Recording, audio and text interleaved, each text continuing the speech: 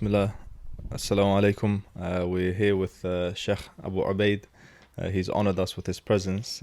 He's the owner and the founder of multiple institutes, which we'll get into, inshallah. Namely, one of the most common ones known is Darul Arqam, where there are free classes and free education. He's got multiple other ones. Perhaps the Sheikh could tell us about those, and we can start with the institutes and the work that he's doing, and then get into a bit more detail, inshallah. Bismillah ar-Rahman ar-Rahim. Alhamdulillah Rabbil Alameen. Alhamdulillah Rabbil Alameen. Alhamdulillah Rabbil Alameen.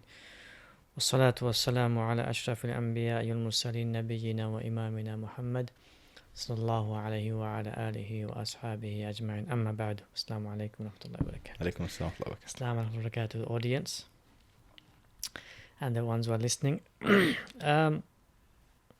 Obviously, I think everyone knows me from Dar Arqam. Dar Arqam, alhamdulillah alameen, it's not, I may be the founder, but I think it's blessed because of the people who were part of establishing Dar Arqam. And the vision they all had and the mission they all had in establishing it. I think if it's not the first free education center, it's one of the first free education center in UK. Sure. It's completely free. Its goal was to teach, primary goal was to teach Islamic sciences for free, and any other subjects it will charge. But eventually, the management of Arqam went, no, we're gonna, anything that Arqam does, even at least for now, it's gonna be for free. so alhamdulillah alameen, we officially we established it 2008, and it's now 2019, and we're still free. Mashallah. Yeah. Were you doing classes there from 2008? I was teaching from 2003. Oh, mashallah. I was teaching.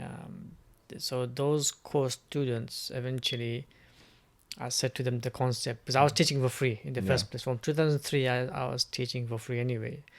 And so I continued to teach, and the students grew, the numbers grew, and then I wanted that same philosophy of free education to continue as an institute.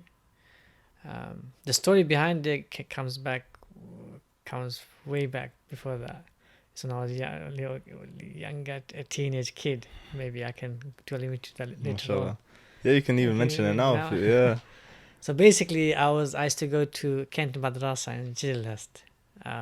My father put me when I was there at the age of 11. It was in St. James's Road, in just off Green Street. No, mashallah. And then eventually moved to a Sidcup to become this big massive place they bought. So I was studying there, and one day I hardly used to play. I was that serious sort of student. Now I play, I sort of waste my time. But back then I was focused, and I was quite serious. So everyone was out playing, and I was the only one in the hall. It's a quite big hall. It can fit around 200 students. So it's a quite big hall. And I was the only one sitting there reciting and memorizing. And a thought came to me like, subhanAllah, my brother he was only 4 years older than me, my brother, my eldest brother. And he was working, and he was paying for the fees. My father wasn't with us. He sort of left us quite early because he had another family. So my eldest brother was taking care of both families. He was taking care of my father because my father wasn't working, so he was taking care of my father and my other family, and he was taking care of us. And my specific fees he was paying for it, and it was quite a lot. It wasn't cheap, and back then it wasn't cheap as well. Just like now, it's not cheap. It's quite expensive. So I was thinking, subhanAllah, if my brother is finding it so difficult to pay for me yearly, I'm sure other parents are also paying for it, finding it difficult to pay for their children. So then the thought came, why can't there be the madrasa be free? Why can't the institution be free? Then I thought, okay, you have to pay for the staff, you have to pay for the electricity bills. Then I thought, why can't a business take care of the staff and the costs of the running of the madrasa? That's when the first Mashallah. concept came of free education and business running it. I was 14 then. Subhanallah. And then at the age of 23, I set that vision. Once I saw the students were growing, I set that vision to them. I said, look, let's start a free education center. And then inshallah, when we're growing, we have enough people, we'll open a business and then we'll take it from there. Mashallah. Yeah. How was it, you said because your father left, how was it growing up without that, and you had your elder brother helping? It was tough. It's still sort of plays around this issue of, a father not being there for most of my life. My father wasn't there, so we had to grow up very quickly. We had to wise up very quickly, and but my mother was a strong woman. She had so much patience. She had so much love and care for us as children, and she had so much love and care for people generally. But she had so much obedience of my father, and she had so much respect for my father in the sense of husband respect, that she would always back him up. Like if he was not there, she would say, okay, he's gone to the other family, don't worry, he'll be back. She used to always comfort us. Inshallah. But she was the inner strength and for us, especially for me, because I used to come after a week and I used to see my mother, sometimes 2 weeks. When we moved to Sidcup, I used to come every 2 or 3 weeks, so I hardly used to see my mom. So every time I used to come, I'd be like, sweet home, I'm back. Obviously, back then I'm only a 12-year-old kid. Yeah. So I used to be so happy. But I knew that I'm coming on Saturday, I'm leaving on Sunday. So it's like only one day I'm staying with my mom. And then, so it's very tough. But my mom was an amazing woman, and she has been the backbone of our family. And she still is my backbone. She's still today, she's my backbone. SubhanAllah. One day, inshallah, we can talk about my mother. Inshallah. And parents in general, and how much we owe them. So my brother, I think he had that moral and that support from my mom, and thereby he grew and matured very quickly, and he took on the responsibility of 2 families very quickly. At the age of 14, he started working. Because my father from 1988 never worked, so it was my brother from 1992 when he started working and taking care of both families financially. So he had 2 jobs. SubhanAllah. He worked in a restaurant. Obviously, he didn't. Yeah. Back then, he had no choice. You have to make money. You have to give money. Your father is screaming for money, but from back home, he's writing letters. And he used to also work in a factory in the evening. So, SubhanAllah, he used to work in a factory as well. So that impacted me. Like we have to have a free education, and that's when the whole concept came about. Yeah, but father wasn't there, but I think my mother was a great replacement. So emotionally, psychologically, mentally, everywhere, I think my mother was a strong woman, and she still, even at the age of now, nearly 70s, she still shops for us. She goes and she shops. She does the groceries, stuff like that. We don't know what's happening. Food is there on the table every day. Everything's running Smoothly. She still is a strong woman with all the illnesses she has. I can talk about my mother for a long time. She's not, honestly. And people ask me like, what motivated you to travel and stay in difficult trains and study, starve yourself, all of that. Some people know I starved myself so many days, weeks, like without food. It was my mother. Behind was my mother. She was the source of that strength, She was the source. Maybe we can go back one day, like how did all of this journey start? Yeah, definitely. In the middle we can talk about it, inshallah. Definitely, inshallah. But so to answer your question, yes, my father wasn't there, but I think it made us more stronger, more mature, and we grew up very quickly, especially because of my mother.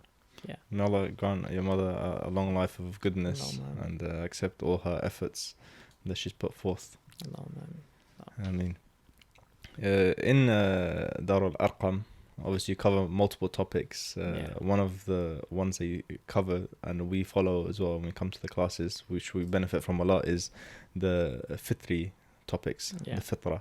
Yeah. There's a lot to say from it. I'm not sure where to begin with it, but maybe you can start with it. And You know, it's subhanallah, yani, Allah Jalla wa Ala is amazing. Just simply by knowing that He created this amazing, profound, comprehensive, powerful element within His creation, which is the fitrah. It's more powerful than the aql, subhanallah. You know. what is the Small, Fitrah? If we start from yeah. Firstly, we have to appreciate the creator, you know, Allah Jalla wa Ala, subhanahu wa ta'ala, who created this fitrah. If you did not create it, then the whole, you know, I call it the oxygen of life is fitrah. The oxygen of life is fitrah. You know, without this oxygen within you, you would not be able to survive, even if you had the outer oxygen. You know, you don't know how to survive yourself. You don't know how to live. That baby that suckles the breast of the mother, even though it has oxygen, it would die if it didn't know that it has to suckle the breast of the mother. So it's literally the oxygen of life. You know? SubhanAllah. Yeah. So Allah Jalla wa Ala is amazing, and He is the miracle of our existence. Literally, there's no other miracle above He Jalla wa Ala subhanahu wa ta'ala. So once you know Him, you begin to appreciate fitrah more deeply. You begin to reflect on it more comprehensively. You begin to also understand the impact of fitrah in your survival, in your living, in a more practical manner. And what I found from my travels and from my experiences of especially the youth who are textual based. What I mean by textual, I قال الله and قال الرسول, right? Just text. They, because of lack of life experience and because of lack of experiencing the text in individual manner or in family manner or at a civilization manner, because text can be implemented in at all levels, at the generation level, at a specific context, at a general context, at a specific circumstance, at a general circumstance, at the government level, at the judicial level, at the individual crisis level. The texts apply and manifest at all levels. It never leaves you. So it's a live text. But when you take that text without those living aspects of the whole creation, it's all down to how much experience you have, by which you then interpret that text. And that's so limited and restricted to your experience. So if you're an individual who doesn't experience family, the text of family, makes no sense to you. It'll just remain theory to you. You see. So I realized, because a lot of youth know text, because text is now easily accessible. Before the text wasn't easily accessible. So people experienced life first, and then they gathered the text, or they attained the text. And even attaining the text, there was a journey. It wasn't simply going to a book and getting the text. There was a journey in gaining that text. There was a sheikh or mashayikh they had to go through person, sheikh to sheikh. There was a journey. And the sheikh was explaining the text. It wasn't just you go to the book and you get the text and khalas. You go to the Quran and you get the text and khalas. You interpret it as according to your experience, according to how much experience you have. There's a journey to that text. So all of that made the experience of learning and developing the wahi within yourself more profound, more comprehensive, more real. With the youth of today, that is missing. And because that is missing, they misunderstand the text. They misplace the text. They quote out of context. And there's so many problems they come up with, because the text is fine, Yeah. the wahi is fine, but it's because of them, their lack of experience, their lack of development, their lack of understanding their own selves, be it ego, pride, arrogance, stubbornness, positives, negatives, defects they have, weaknesses they have, lack of understanding so much of that. Then lack of process of thought, lack of comprehensive understandings, all of that, they misplace the text.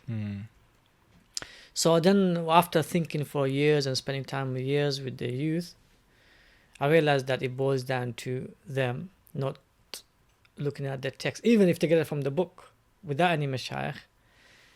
If they only placed it within the fitrah and the aql, they agreed upon aql, they agreed upon fitrah, if they applied it upon the agreed upon fitrah or the common fitrah and the common aql, then they would know, at least in the first stage, they would not misunderstand the text. So then from then on I began to develop a program just focusing on utilizing your fitrah and the aql, or in other words, utilizing your common fitrah and your common aql. SubhanAllah. So for those that might not have heard of the word fitrah, how would you describe the word It's fitrah? very difficult because fitrah is oxygen. Yeah. It's oxygen of your survival and living. Literally, it's a DNA within you by Jalla wa Ala subhanahu wa ta'ala for you to be able to survive and live in this life. Without the fitrah, you would not be able to survive and live in this life. Literally. This is, I think you mentioned in one of your classes that it's what Allah instilled within Adam alayhi salam and all his offsprings. Yeah, all creation. Yeah. Yeah, so when as soon as Jalla wa Ala creates, by default within the creation, there's a fitrah is created within the soul of the person or being by default. So it's not like he creates you and then he creates the fitrah. La, it's a DNA knowledge of He Jalla wa Ala passing on to you within the fitrah. SubhanAllah. So there's a direct connection. As soon as there's a creation, there's a soul, and there's the fitrah straight. There Comes is no with it. It's a natural. package deal. It's a package because Yeah. without that, you don't know your Rabb. That's impossible. Yeah. How can a creation not know the Rabb? There's a missing link. That can't happen. Allah Jalla wa Ala, out of who He is, you are His creation. He brought you into existence. You have to know Him. He can't leave you confused. He can't leave you empty. He can't leave you unknown. You don't know anything. He has to leave you with something. So that something is fitrah. And how do we tap into the fitrah and how do we awaken the fitrah? Subhanallah, yani, fitrah is your simply, if you try to delve into it, you'll miss it. Because every day you're living with the fitrah. Yeah. Yeah, you contacted me or through someone, you heard about somebody else, someone told it, someone, you contact that person came, and another person told you about me and so forth, and that person said to you, and recommended. This is all fitrah working. There's no wahi here. Yeah. There's no text saying, contact so-and-so, and that so-and-so contact. It's all fitrah. It's all aql. Yeah. We live our every single life, survival and living. It's all based on fitrah and aql. The wahi only gives overall directions where the fitrah doesn't give. The wahi only plays, the fitrah plays everything, every part of our survival and living. The wahi only gives you what fitrah is unable to get, and the aql is unable to receive, which is for example, the ghaibi matters, beyond our senses. Yeah, so this is where fitrah is boundary. So this is where the wahi comes. I'll give you an example. Simple example. We all need to drink water. What says that? Sorry? We all need to drink water. What says it? Who says it? What says it? We know it ourselves. Yeah, that's the fitrah. Yeah. The aql also. Yeah. Yeah, that says that we need to drink water. Like our natural instincts, for example. Yeah, that's it. That's the fitrah. Yeah. That's the aql. Yeah, and the aql is connected with the fitrah. So we all know that we need to drink water. The wahi doesn't say, when you're thirsty, go and drink water. There's no text like that. Yeah. Yeah, there's no wahi like that. It's already in the fitrah. Allah doesn't repeat something which is already in the fitrah. Yeah. So now you go to wherever you want to drink water, you get the water and you're going to drink. Now you can drink with the left hand, you can drink it with the right hand. You can drink it by saying Bismillah, you can drink it by not saying Bismillah. The fitrah doesn't tell you which hand to use. You may use your right hand because you're right-handed. You may use your left hand because you're left-handed. The fitrah doesn't tell you which hand to use. It just tells you whichever is comfortable to you, use it. But the fitrah doesn't tell you, okay, drink water like this. It tells you drink. That's the fitrah and aql working. So where it can't tell what's good, what's better, what's higher, what's loftier, that's when the wahi comes. The wahi says, eat and drink with your right hand. Yeah. So where the fitrah can't, that's what the wahi comes. So wahi doesn't tell you what the fitrah already knows. It tells you what the fitrah doesn't know. Yeah. Would you say like the instincts like even animals have, would that be fitri? Yeah. We'll come to the, so maybe another time or maybe this at the end. What's the difference between hawa and fitrah, like desires and so forth? Yeah, so we'll come to that. But generally, let me give you a broad understanding. So fitrah is everything that you live in this life. Fitrah and aql dictate it, of survival and living. Maybe I can break it down. I can say first is survival, then protection, then enhancement of both of that, which is equals to living in prosperity. Yeah. So first survival. The first thing the fitrah concentrates is survival. Yeah. The wahi came and enhanced that. The first thing you protect is your survival. Yeah. And then you protect yourself. So you enhance. For example, a toddler, you see, in the beginning, he's all about food and drink and sleep. That's to do with what? Survival. Baby.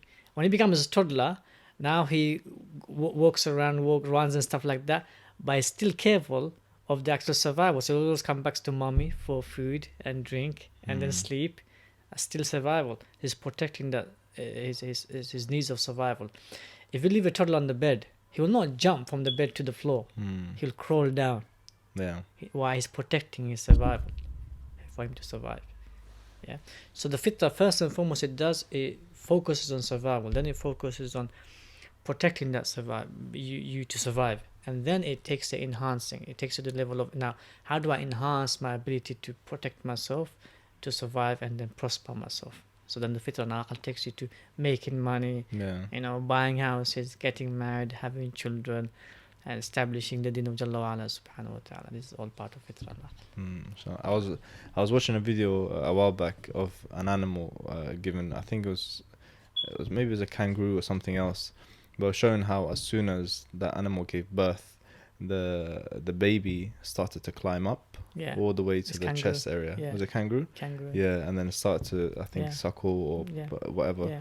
But I was just thinking, subhanAllah, how amazing is it that it intrinsically it knows what to do as soon as it's born. It wasn't taught what to do. No. It hasn't seen any other animals or babies do it, but it knew it. No. It's Jalla wa ala. That's nur. That is nur. Why does Allah call it nur? Because the baby can't see. Yeah. It's blind. It's nur. SubhanAllah. No. Nurun ala nur. Allah. Alhamdulillah.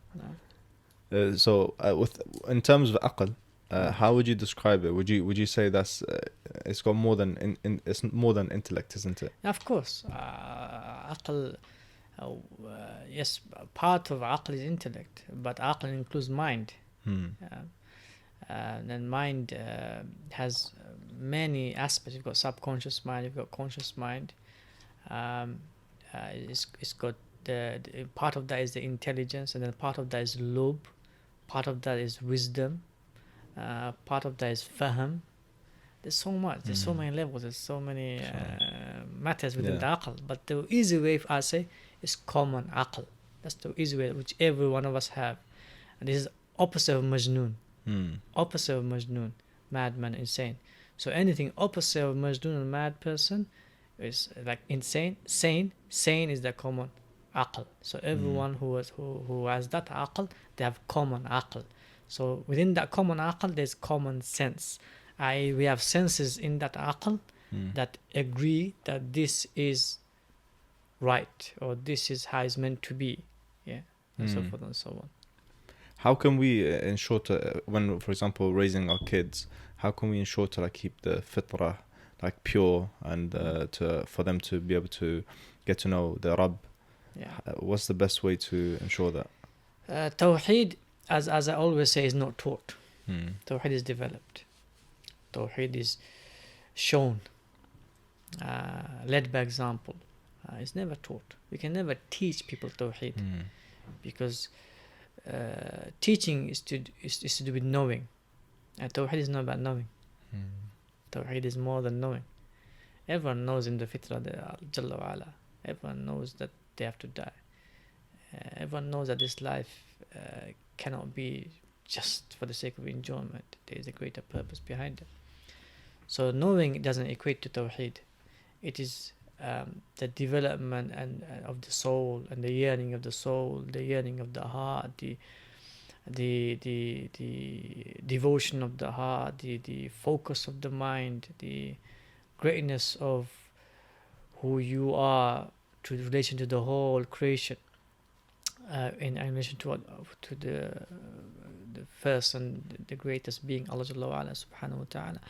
So Tawheed can never be taught. Never. It can never be taught.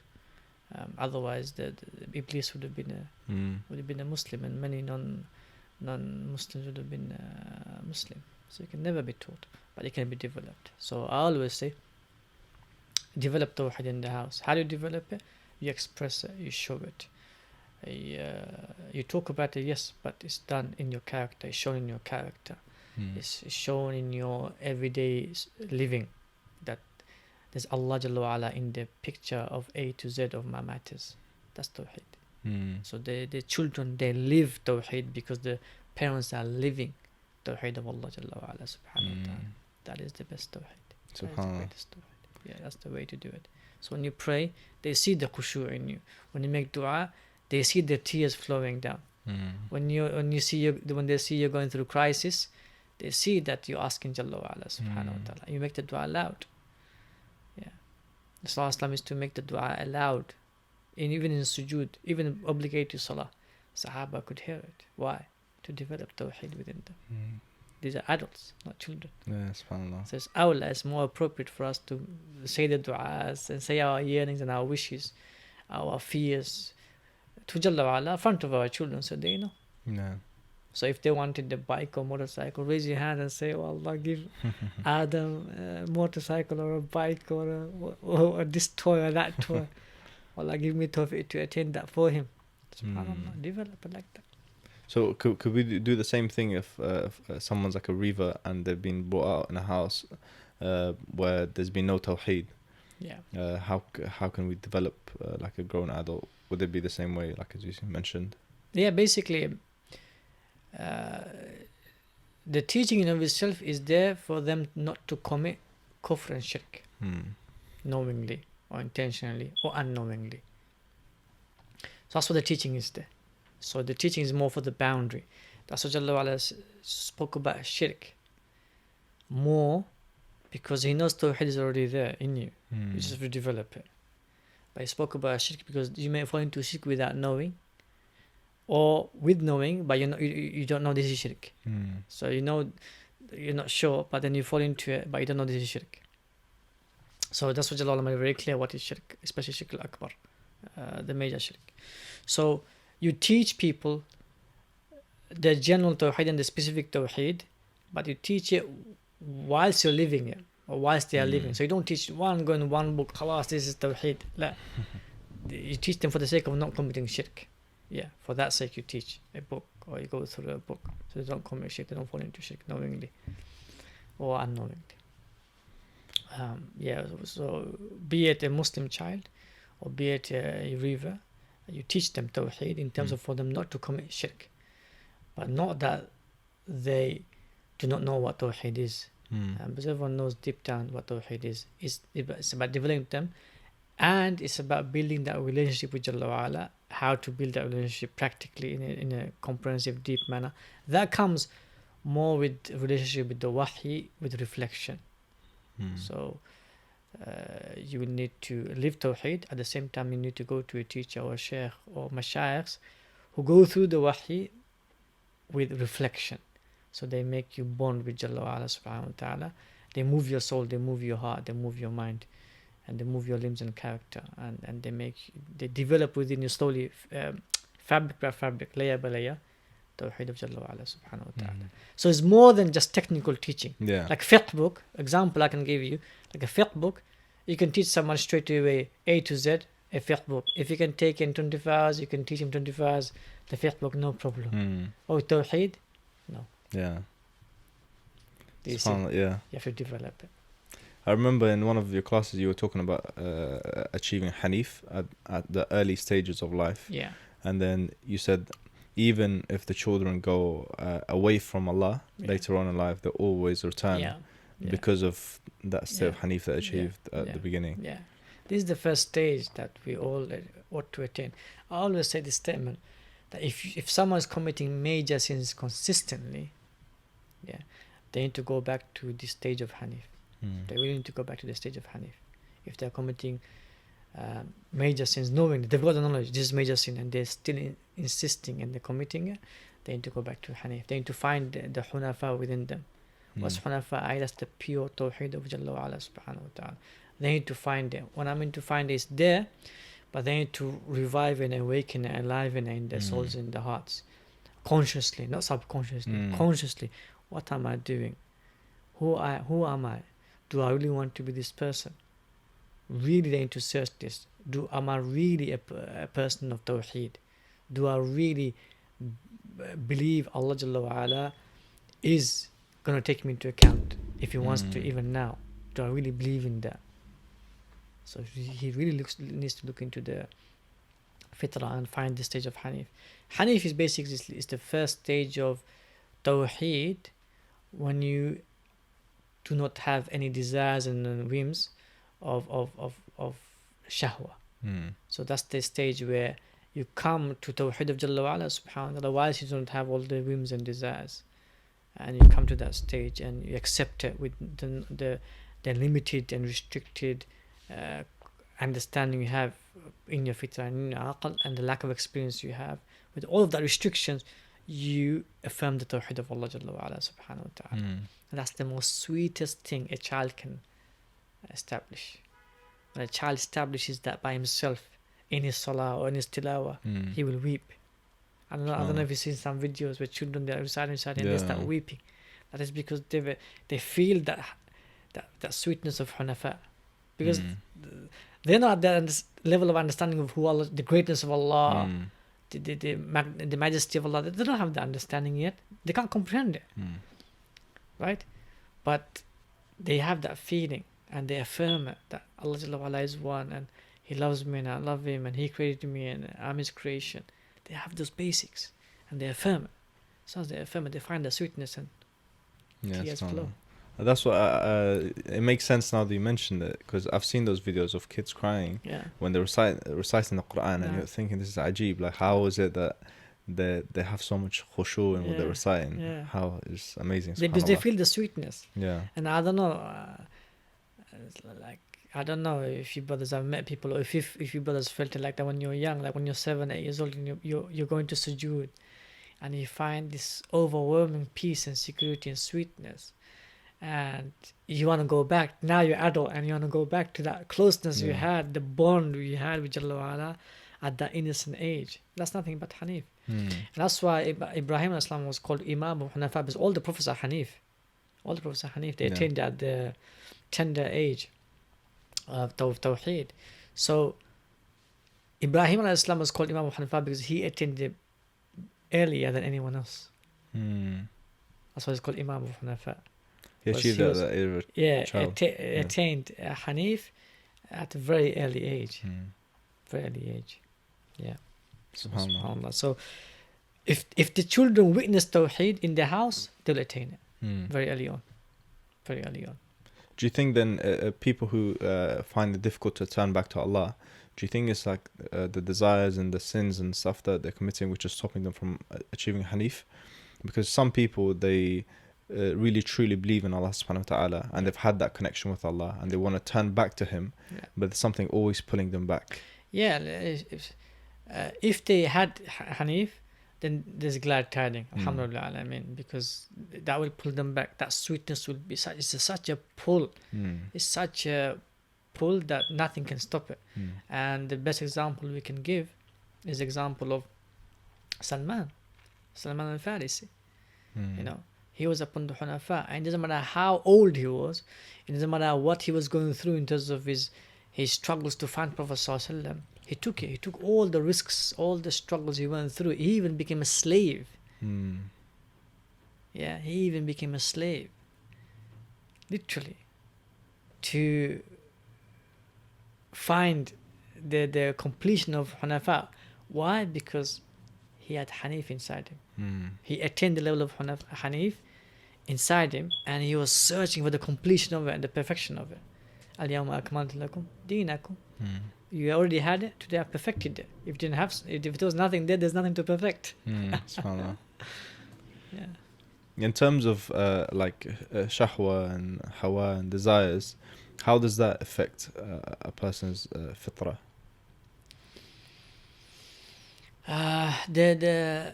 Firstly, it affects the children from the parents and the uncles and the aunties and people who are close to them, the neighbors.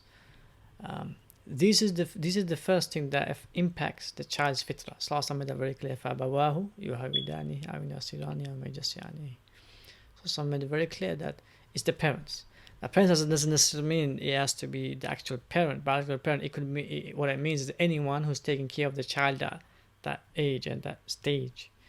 Anyone who has that influence.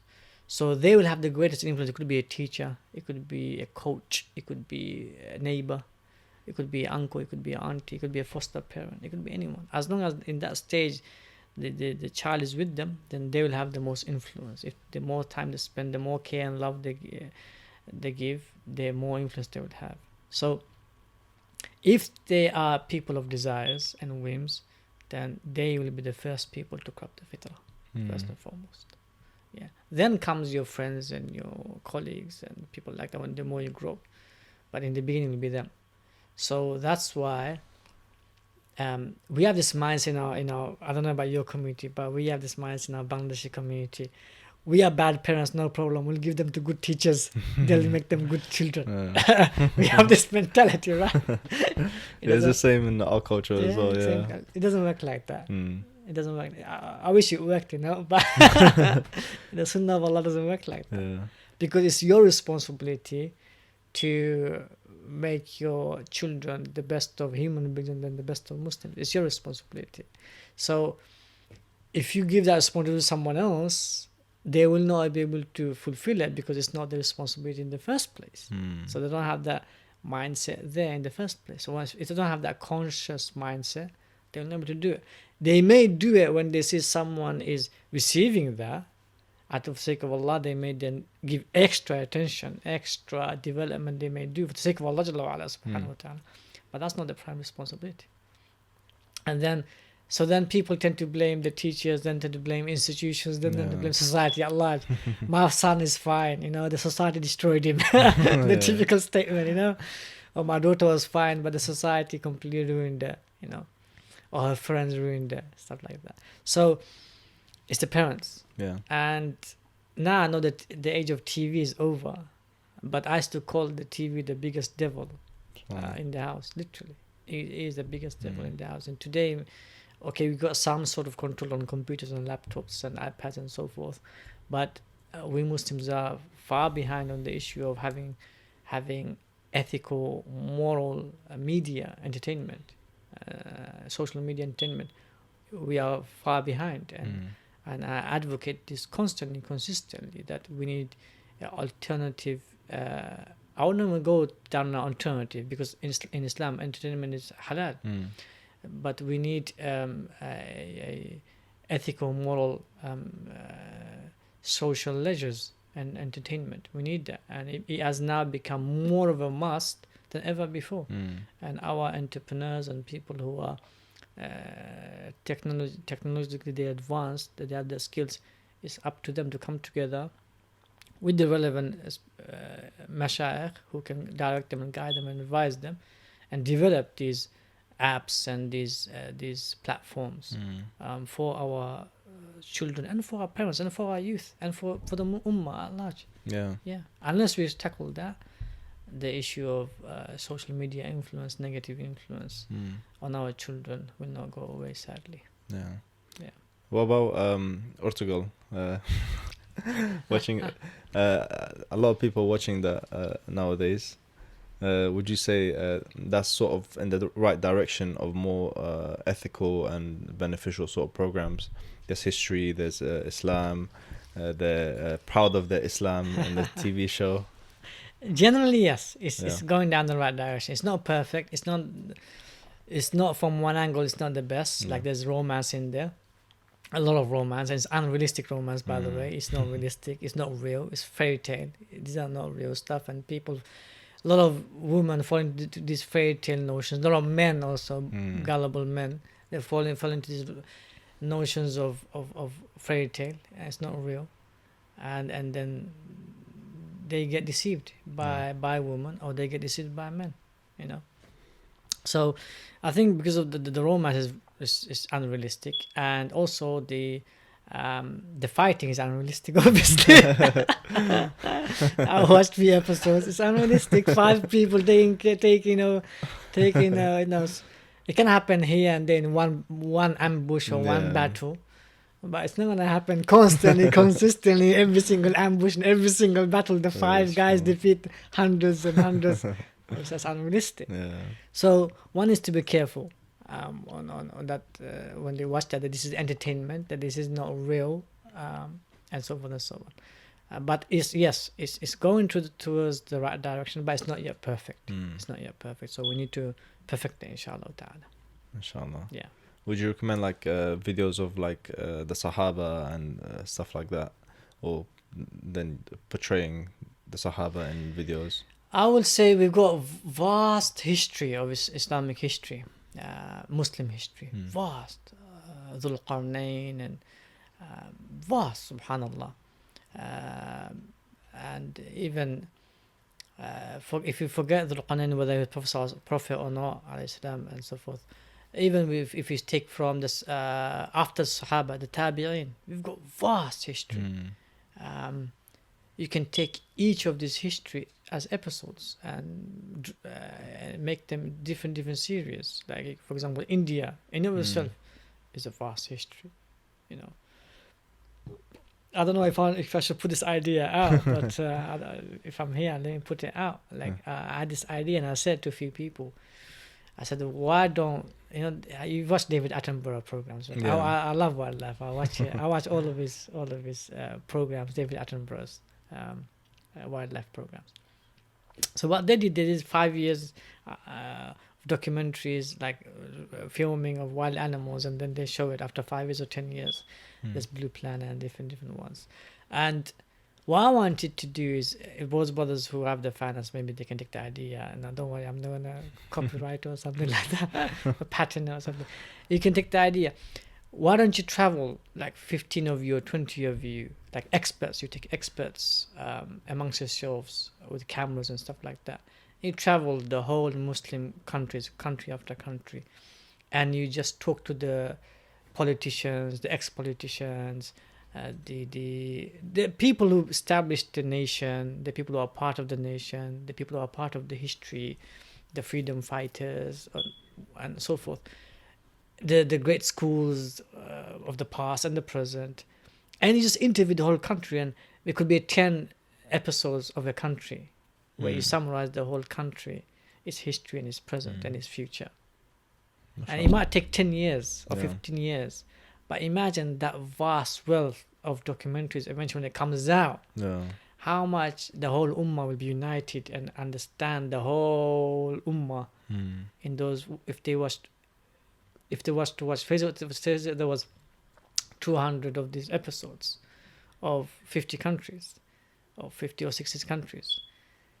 Just by watching them, you'd have a vast amount of knowledge of the whole Muslim ummah. That's true, subhanAllah. It was done in a nice, very dramatic way, like go to a museum, take footage of it, and interview a historian, interview a politician, interview a boxer, or a jiu-jitsu guy, and take it from there, subhanAllah. It'll cost money, you'll need a lot of funding, but it can be done. And if it's done, instead of, yes, the entertainment route is there for us to take, but we're far away. But this one we can do immediately. It just needs a bit of money, bit of expertise, and then travel land after land, land after land, and record. That's it. I'm not sure if anybody would watch it if there's no romance, Sheikh. People love a bit of romance nowadays. Well, people can talk about the personal life in those Yeah. videos. The ex-politician or ex-imam or ex-alim of a position, great position, who achieved so much, he can talk about his family, It's true, yeah. how he married and stuff like that. I'm sure there's some romance in there. That's true, subhanAllah. Speaking of romance, within the marriage, like people say there's like the honeymoon period, and that goes after a year or 2 years. But do you think that can remain for much longer? Yeah. Subhanallah. There's issue of soulmate and compatible mate. I'll speak about that. I used to say to sisters, there's no such thing as soulmate. There's everything as compatible mate. I used to always say that. Let's get so hard, let's get heartbroken. I don't have a soulmate.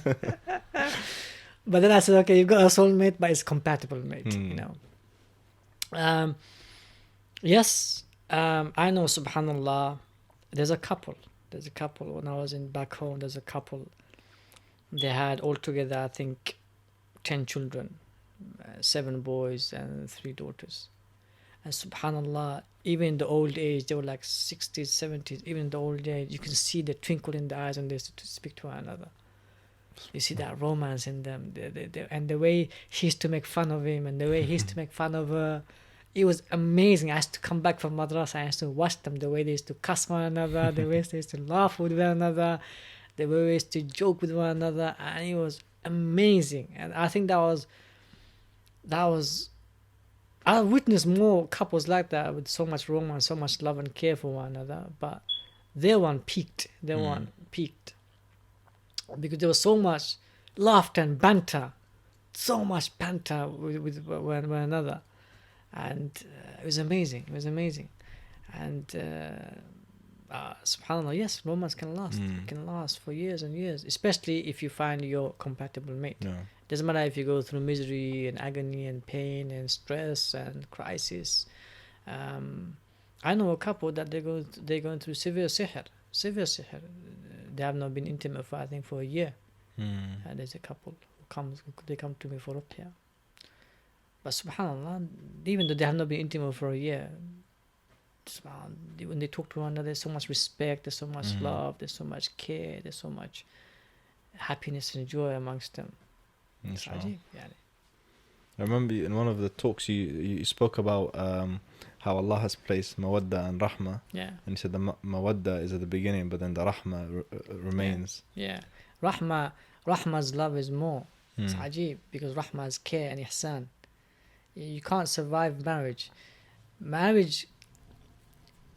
In the beginning, you may marry because you're attracted and you love the person, or you marry and then you fall in love with that person very deeply. So in the beginning, the marriage, yes, it's not based on rahma, it's not based on ihsan, it's based on mawadda, it's based on love and affection, or fondness. But eventually, it lives and survives based on rahma, because you have to say sorry first. Or someone has to say sorry first. even you did not make the mistake, you are not on the wrong. Someone has to give in and give up the arrogance and the ego and the pride.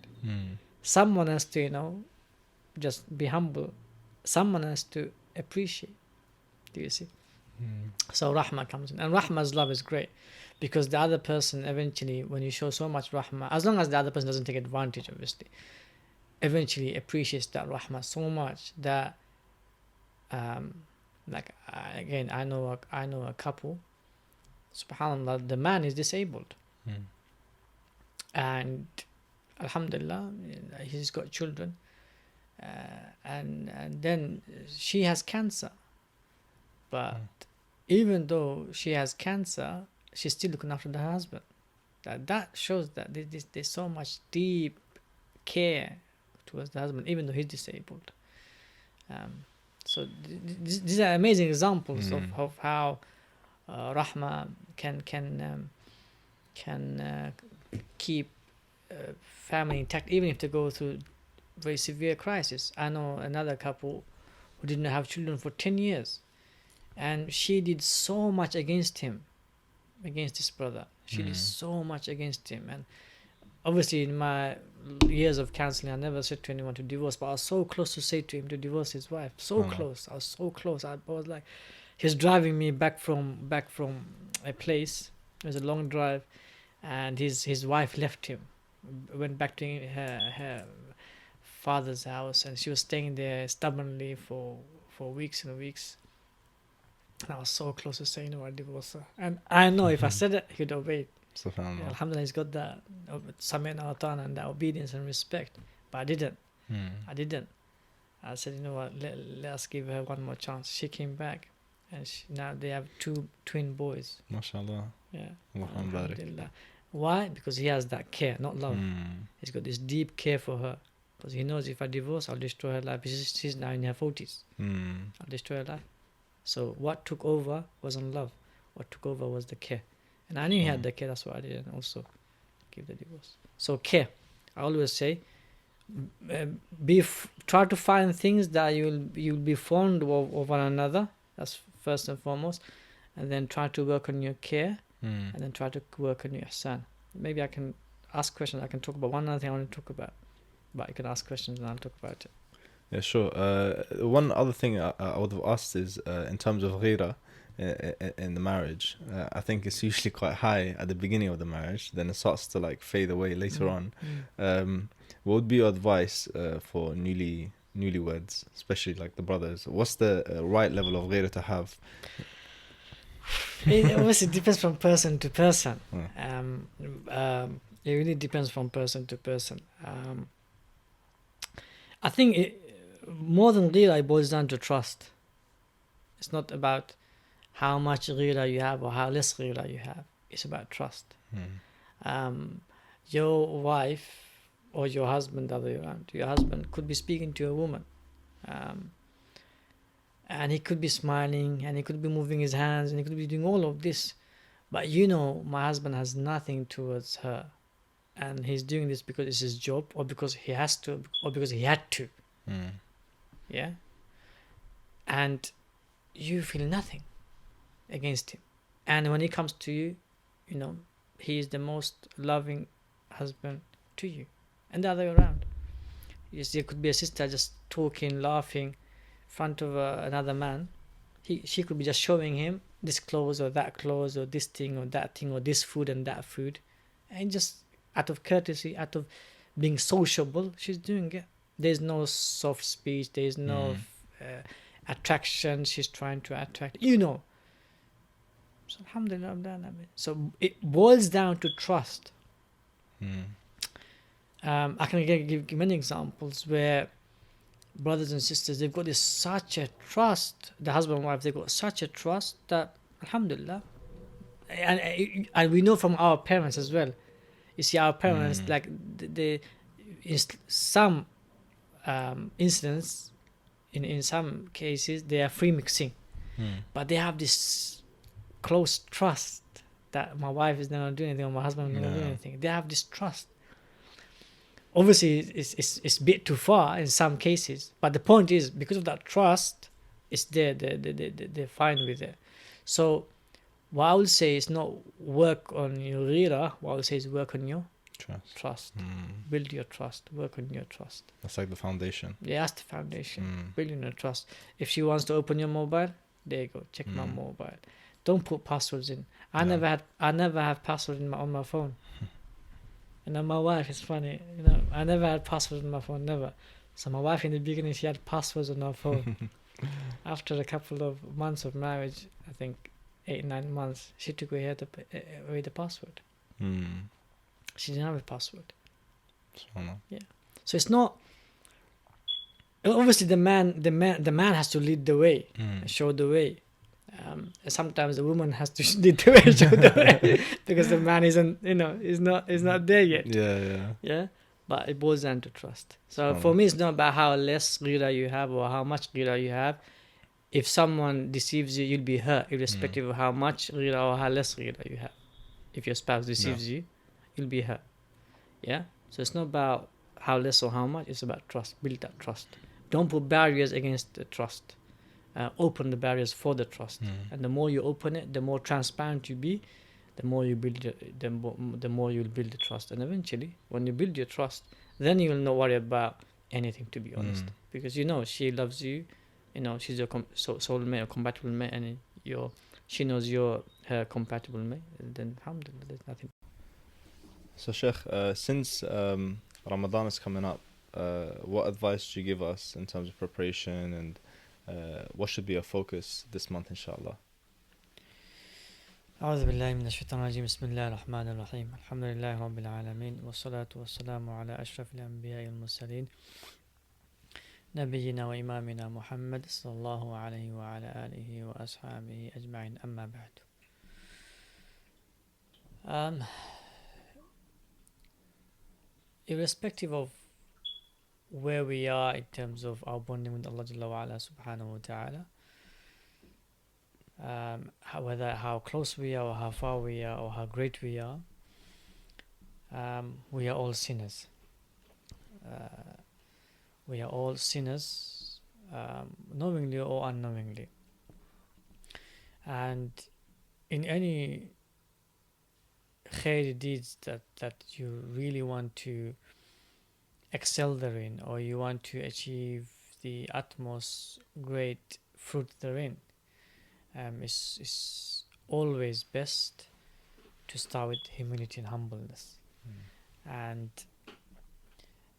the greatest humbleness and humility towards Allah Jalla wa Ala subhanahu wa ta'ala is for you to acknowledge your shortcomings and seek forgiveness from Him Jalla wa Ala subhanahu wa ta'ala. A lot of times we have this mindset that I'm going to seek forgiveness in Ramadan. But hardly any of us have the mindset, I'm going to attain forgiveness before Ramadan. And in Ramadan, I'm going to become Abd of Allah Jalla wa Ala. So, because we have the other mindset, I'm going to seek forgiveness from Jalla wa Ala in Ramadan, what happens on a Qadr night or close to Qadr night or during those odd nights, we are begging His forgiveness, and then we feel sinless, and then we want to worship Allah, and Ramadan ends. So us being Abd, we only had like few days or few nights left. And then eventually when Ramadan finishes, we dip down again. So my advice is always I give the advice that seek tawbah and repentance before Ramadan. Cleanse yourself completely before Ramadan. If you do that, you're most likely to attain the actual eternal forgiveness from within Ramadan. Because there's 3 types of forgiveness. Let me just give this because not many people speak about this. There is a forgiveness of all Muslims. So anyone who's a true Muslim, Jalla wa Ala forgives them. What does that mean? They do not enter into Jahannam for eternity. That's one forgiveness. There's another forgiveness, which is you commit a sin and then you ask forgiveness from that particular sin. So Allah forgives that sin, meaning He does not punish you for that particular sin. That's a second type of forgiveness. And there's a third type of forgiveness which the Sahaba radiallahu ta'ala anhum ajma'in attained, which is the eternal forgiveness. What does that mean is you don't go through Jahannam at all, you go straight to Jannah. That's the forgiveness that can be attained in Ramadan. Now you don't want to attain the first forgiveness, you don't want to attain the second forgiveness, you want to attain the third forgiveness.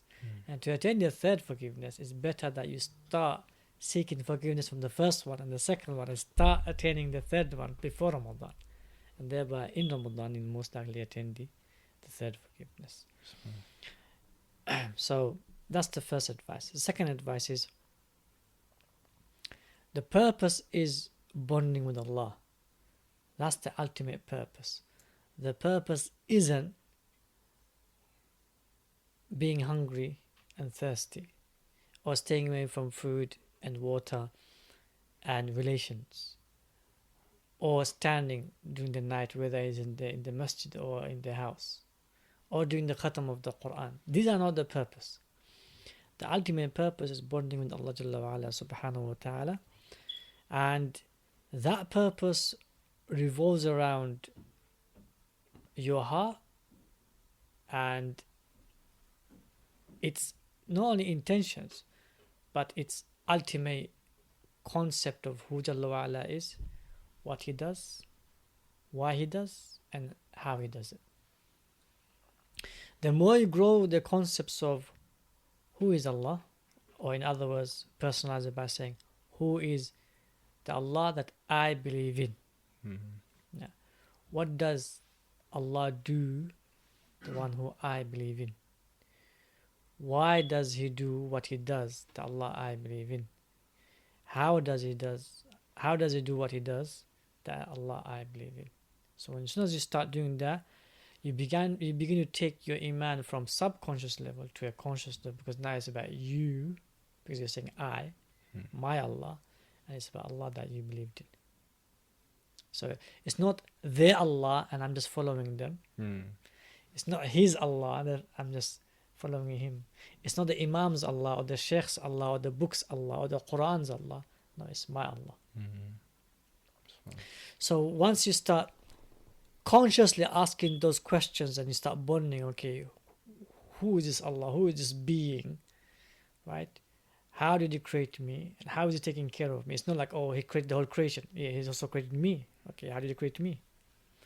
He's taking care of the creation, okay, but He's taking care of me also. Do you see? So the more you personalize that question, those questions, conceptualize Allah subhanahu wa ta'ala in your soul, in your heart, in your mind, with the intentions, with the purposes, and then eventually what do you want from Him Jalla wa Ala? What do you want to do for Him in this dunya life, for yourself, for your family, for the society at large, and for the humanity?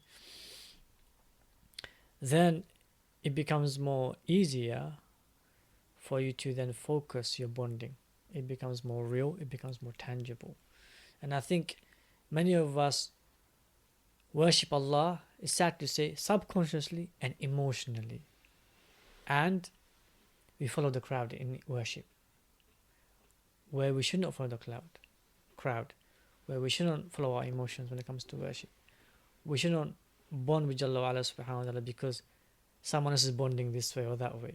Like, it should be a personal bonding. So when you focus on the personal bonding in a comprehensive manner, while you're asking those questions from your heart, from your mind, everything that's bothering you, everything that you want answers to or for, you're asking Jalla wa Ala, then it's for you about, where do I find the sweetness today? Do I find it in Salah? If it's Salah, Salah. Do I find it in recitation? If it's recitation, recitation. Do I find it in memorization? Then memorize. Do I find it in going out and visiting my relatives? Then visit my relatives. Do I find it inviting others to the iftar with me? Alhamdulillah. Do I find it in me donating? Then donate. So then it doesn't become, okay, a rigid routine that I'm going to follow. It becomes, okay, I have an overall routine, but then I'll look for, where do I find bonding the most? So for example, you recite the Quran for 5 hours. That's your routine. On the 5th day, you're not finding that bonding. Leave that recitation and then stand and start praying Salah. Who said you can't pray Salah during the day? Voluntary Salah. Who said you have to pray during the night? Like the Duha Salah. Yeah, Duha. Why not voluntary Salah? You can pray after Dhuhr, before Dhuhr, you can pray. No problem. So focus on the bonding. And that is the crunch of ibadah, is the bond in yourself. وَأَقِمِ الصَّلَاةَ لِذِكْرِي وَلَا ذِكْرُ اللَّهِ أَكْبَرُ. Dhikr is nothing but bonding with Allah wa Ala subhanahu wa ta'ala. So that's my second advice. I always say, don't ask the question, what shall I do the most? Shall I prioritize memorizing the Quran or reciting the Quran? La. What I say is, prioritize bonding. Wherever you find bonding, adhere to it. If you don't find the sweetness therein, then move on to another ibadah. There's so many ibadat you can perform, from memorizing to tilawah to dhikr, adhkar, to visiting relatives, to inviting, to sadaqat. There's so many ibadat you can perform. Perform any one of them or any of them, and where you find bonding, adhere with it until you need to move to another ibadah, then move to another ibadah and find bonding therein. Focus on the bonding. The third advice I give is converse with Jalla wa Ala subhanahu wa ta'ala. Okay, if I ask the question, how many of you converse with Jalla wa Ala subhanahu wa ta'ala consciously? And how many times? Not often, subhanAllah. Yeah? Let me ask another question. How many times have you said to Allah, I love you, Ya Allah? How many times? Yeah. You may feel it, but you don't say it. When it comes to Jalla wa Ala subhanahu wa ta'ala, what is he doing with us more than anything? He's doing his actions. Yeah? He's manifesting his attributes, which is his actions upon us. Right? But when it comes to the actual tangible reality, it is his conversation he is doing with us the most. Be it Quran or be it the Sunnah. It's his conversation with us. And then whenever we do ibadah, he is conversing with us. We can't hear it, but he is conversing. He's talking. He's talking to the angels about us. So-and-so is asking for this. Go and give it. So-and-so is doing this. Write this down. So there is a conversation going on between you and Jalla wa Ala without you even knowing. On the Qiyamah day, when we will meet Jalla wa Ala subhanahu wa ta'ala, he will converse before you even see him. That conversation can happen in any language, in any way. You don't have to start like this and like that, because he's your Rabb. He knows what you're feeling in your heart. And because we do not converse with Jalla wa Ala subhanahu wa ta'ala, we are unable to bond in a very personal, intimate level. You look at all the prophets. In the dua wasn't dua in of itself. In the dua was the envelope of conversation. Take any dua of any prophet, you'll find there's a conversation going on between him and Jalla wa Ala. You take any of the incidents that took place of dua in the Quran, you see that there's a conversation between going on and the dua is in between. I'll give you an example. Adam alayhi salam. He says, رَبَّنَا ظَلَمْنَا أَنفُسَنَا وَإِن لَمْ تَغْفِرْ لَنَا وَتَرْحَمْنَا لَنَكُونَنَا مِنَ الْخَاسِرِينَ. He said, Oh Allah, O our Rabb, both of us, individually and collectively, they were making dua to Jalla wa Ala. رَبَّنَا ظَلَمْنَا أَنفُسَنَا. They could have said, Oh Allah, we have oppressed ourselves, forgive us. Yeah? They didn't say that. They could have said, Oh Allah, forgive us. They did not have to say, Oh Allah, we have oppressed, because Allah knows they have oppressed themselves. They didn't say that. They went further. They said, Rabbana dhalamna anfusana. Oh Allah, we have oppressed ourselves. If you don't forgive us, what's that? What is that? Conversation. That's conversation. That's not dua. That's conversation. SubhanAllah. There's a talk on YouTube, a conversation with Allah by myself. Try to watch it. That's very summarized. I've summarized it in that talk. But still, it gives you a glimmer on how all the prophets, when they spoke with Jalla wa Ala, they actually spoke with him. They conversed with him. Famous, Musa Islam was called Kalimullah. Why? He spoke with Allah. He spoke with Allah. Does it mean that all the other prophets didn't speak with Allah? No. Then why was he called Kalimullah? He had a different connection, different method, right?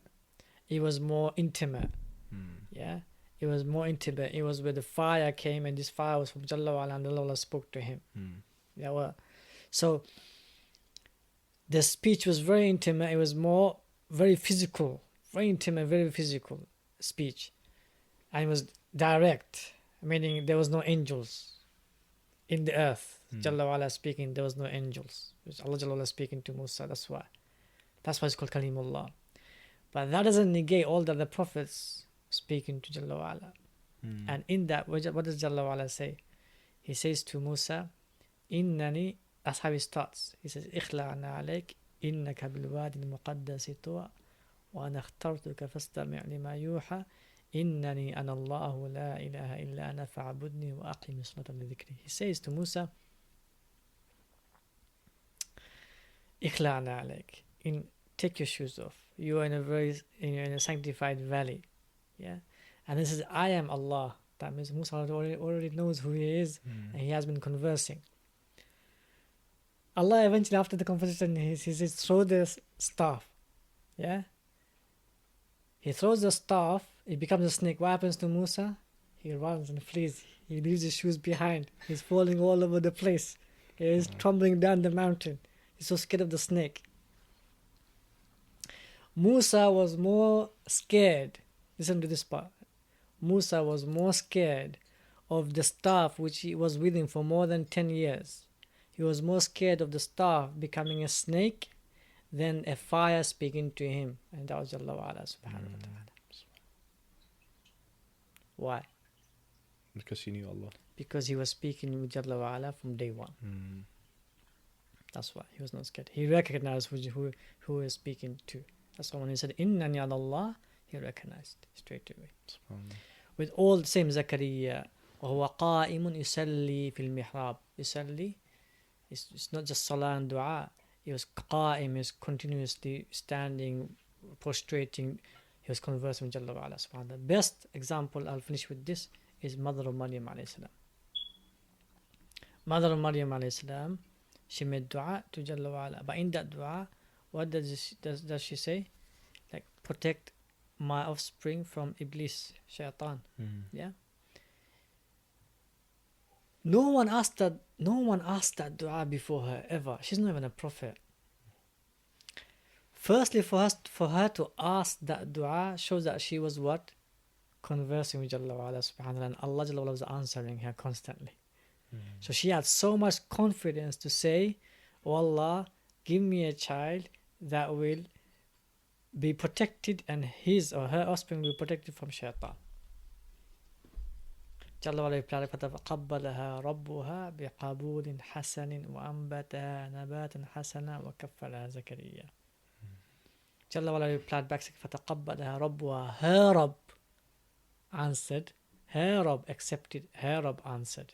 Specified her to be, him to be her Rabb specifically, as if Jalla wa ala is not Rabb over anyone else. Why? Because she was conversing with Allah Jalla wa ala subhanahu wa ta'ala.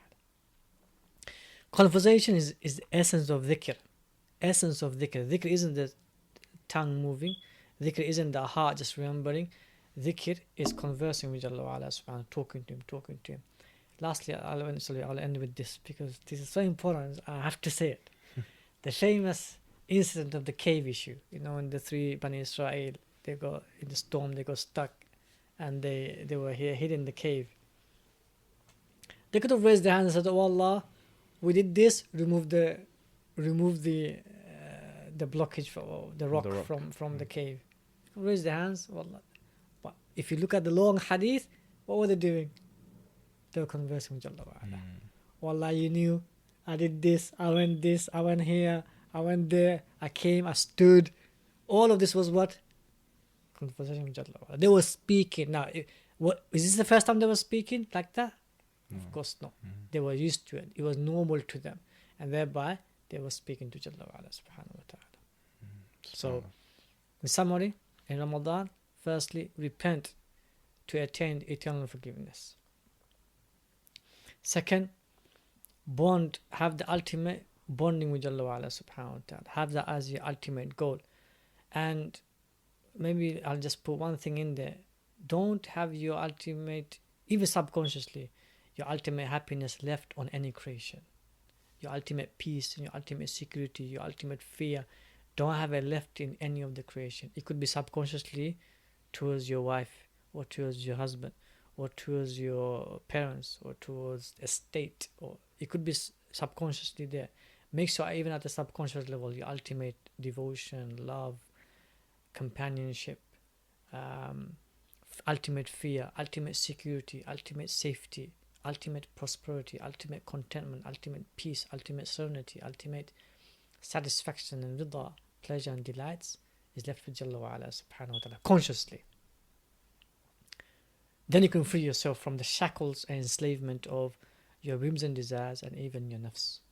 And when you do that, you'll feel free. Internally, you'll feel free. And then when you then go and say Allahu Akbar or say Subhana Rabbi al-A'la, you will feel the presence of Jalla wa Ala subhanahu wa ta'ala within yourself as a abd, as a mu'min. And lastly, converse with him. Converse with him. Converse with him. If you committed a sin, converse with him as a friend. Yeah.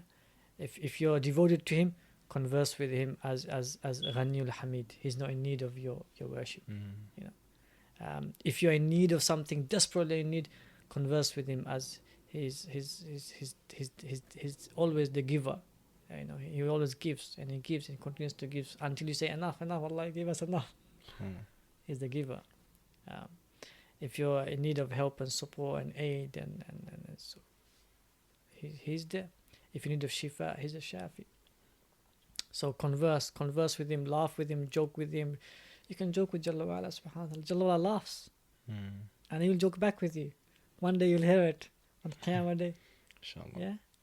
Yeah. You know the famous hadith when everything's lost and the person is in the desert and then he says to Allah, I am your Rabb and you are my slave. Allah laughs. Allah laughs. And same on the last person to enter the Jannah. When Allah gives him, he goes, I'll give you 10 times more. The person says, are you joking with me? Are you kidding me? Allah, no, I'm not joking, I'm serious. I will give this to you. Yeah. So Jalla wa Ala jokes, but you have to joke with Jalla wa Ala also for him to smile, for him to laugh, and for you to laugh. It's amazing when you do that, and then you will bond with him. You'll bond with him in a very profound manner, which will give you izzah internally, which will give you strength internally, and this strength is beyond the physical realm. It's a strength of tawheed. It's a strength of ibadah. It's a strength of Allah al-Hayy al-Qayyum. SubhanAllah, one of the things that you mentioned about the prophets knowing Allah subhanahu wa ta'ala reminds me of the story of Ayub alayhi salam. That he when his wife asked him to make dua to Allah, and he said, Allah has blessed me for so many years, I feel shy to ask him. It's as if you knew already that if I did ask Allah, he would give it to me, but I'm not asking because I feel shy. Yeah. Because he knew Allah subhanahu wa ta'ala. SubhanAllah. Yeah, convert. I think the biggest ingredient that's missing is conscious